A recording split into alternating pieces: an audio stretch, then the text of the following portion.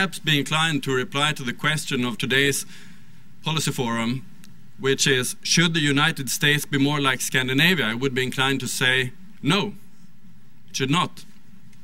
At least in the way that it is commonly perceived that Scandinavia is when it comes to economic policy. Because then it's many politicians all around the world who want to expand government and raise taxes and make more state interventions in the economy. They look to the Scandinavian countries and say, hey, they're so successful despite big government, despite the welfare state, despite the high taxes. But I would say that it is exactly that way. It's despite those things. It's because the Nordic countries are so free market in other respects. So you should not copy that part of the Nordic countries' economic policy model, and I would like to expand a bit about that today.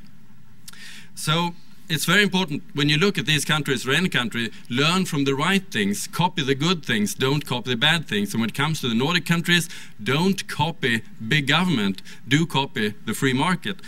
Let me start by my home country, Sweden.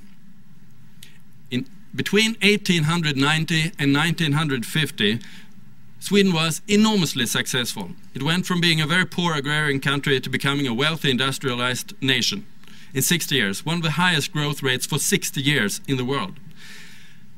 Sweden was, during that time, what would today be referred to as a neoliberal country. It had a tax pressure of 10% of the economy.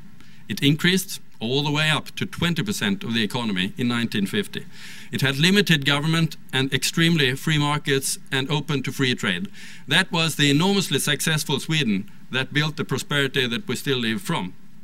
But roughly from 1970 onwards, we had problems in Sweden because of vast and growing government interventions in the economy. Extreme taxes, rising in 30 years from 20 to 50% of the economy. Extreme regulations, particularly in the labor market. Lots and lots of government-delivered welfare services, government social security.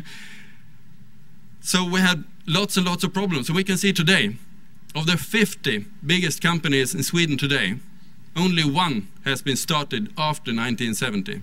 49 of the 50 biggest started before 1970 in this prosperous country, which was more of a neoliberal country than anything else. And so we have a world where many countries are very successful.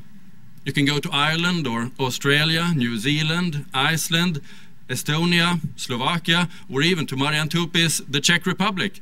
And you can see these are very successful countries because they have done so enormously radical free market reforms compared to other countries. And they have increased growth rates, they have increased employment, they have decreased unemployment, and they have had a better living standards. But so why do politicians in France, Italy, Germany, or even the US not look at these countries for inspiration? Because it's politically controversial to do radical free market reforms, despite the fact that these reforms have been so successful in these countries. It's politically controversial to say that we shall copy the radical reforms of Ireland or Iceland or New Zealand. It's hard to say that, apparently. So they look to the Nordic countries.